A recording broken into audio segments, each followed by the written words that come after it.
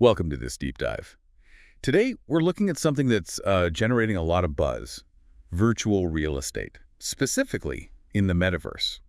Could owning digital land actually be, the next big investment? It's a fascinating question. What's really driving this is how quickly these immersive digital worlds are evolving. We're seeing VR, augmented reality, blockchain, all coming together to create totally new ways to be online. Exactly. So maybe for anyone still trying to get their head around it, what is the metaverse, really? It's not just a game, right? It's more like a shared digital universe. That's a good way to put it. Think of it as a place you can actually be present in, virtually. You interact with others, with the environment, almost like stepping inside the internet. And the things you own there, your digital stuff, can actually have real value. Yeah. We're seeing big platforms emerge like Decentraland, Sandbox, Somnium Space.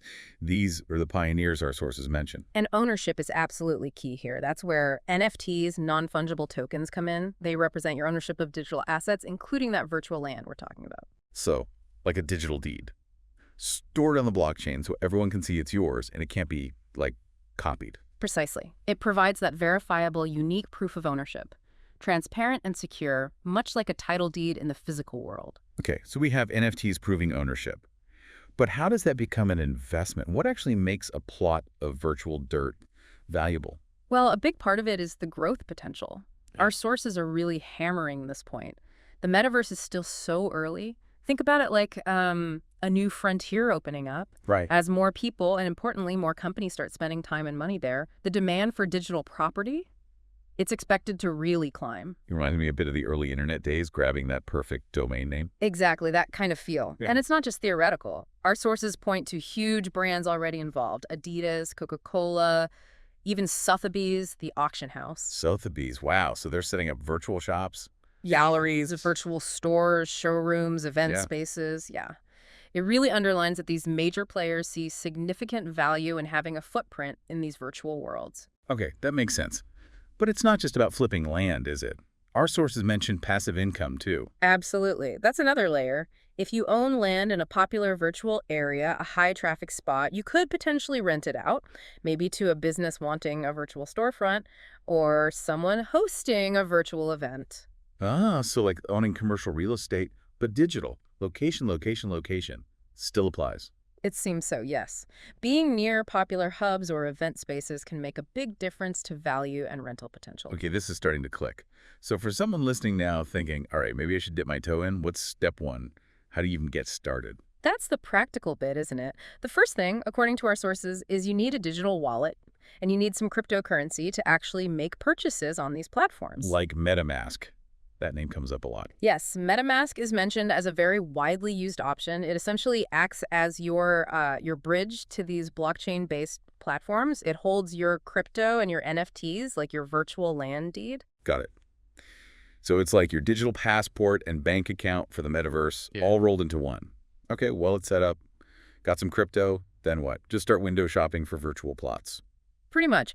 You'd then browse the virtual real estate marketplaces. These are usually linked directly to the specific metaverse platform. So Decentraland has this marketplace, Sandbox has its, and so on. And it sounds like choosing the right platform is pretty important. They're not all the same, are they? Definitely not. Our sources stress this. You need to do some research. Some platforms are heavily focused on gaming. Others are more about social interaction, art galleries, virtual concerts. Right, so you need to figure out which neighborhood fits what you might want to do or invest in. Exactly. Understand the community, the focus, the activity level. That helps you make a smarter investment decision. And importantly, you probably don't need to break the bank to start. Yeah, the advice is usually to begin with a modest budget. Learn the ropes first. Our sources suggest you can sometimes find virtual plots for maybe just a few $100s. It lets you test the waters without huge risk. That's good advice.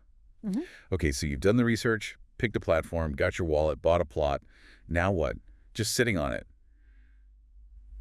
That doesn't seem like the way to maximize value, does it? How do you actually create value? That's a really critical point. Owning the land is just the start. The real potential often comes from actively developing it, adding value. Like building stuff. Exactly. Building on your property. Maybe it's a virtual storefront, maybe a cool social hangout spot, an office space, No. or you could host virtual events, parties, concerts, talks.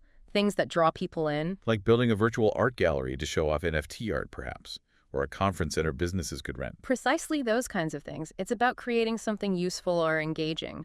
Our sources are clear. Properties that attract visitors, that get high virtual foot traffic, those tend to become the most valuable. So visibility and utility matter. Very much so. We heard about plots near popular plazas or event venues in places like Decentraland seeing really significant value increases. And it's not just the land or buildings. You can also create and sell other digital assets within these worlds. Oh, yeah. Like what? Think virtual furniture for the houses people build, unique architectural designs, even digital fashion items for avatars to wear. Wow, it really is like a whole new digital economy taking shape. Okay, zooming out then. The big picture. Is this virtual real estate thing just a temporary fad, a bubble, or is it something with real long-term legs? Well, obviously no one has a crystal ball, but the view from our sources leans towards this being more than just a trend. Think about the steady improvements in metaverse tech, the wider adoption of VR headsets. Right, it's becoming more mainstream. Exactly. The thinking is that these virtual spaces will become more and more integrated into how we work, play, socialize. So getting involved strategically now, while it's still relatively early, it could potentially lead to substantial long-term returns as these worlds mature. Kind of like that early internet analogy again, potentially getting in on the ground floor. But it's important to remember the warnings too, right? Our sources definitely included some caution. Oh, absolutely crucial. This is still a new and volatile market. The value of virtual real estate can swing, well, pretty wildly. It's definitely not a guaranteed quick win. Patience is key, and understanding the risks involved is essential. The market is still evolving. Right, so manage expectations and understand the volatility.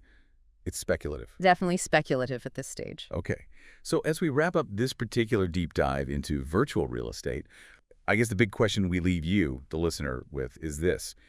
Seeing how fast the metaverse is growing, seeing this whole new asset class emerge, are you thinking about maybe planting your flag in this digital landscape? It's definitely a fascinating space and one that's clearly still evolving, lots to watch. That brings us to the end of this deep dive.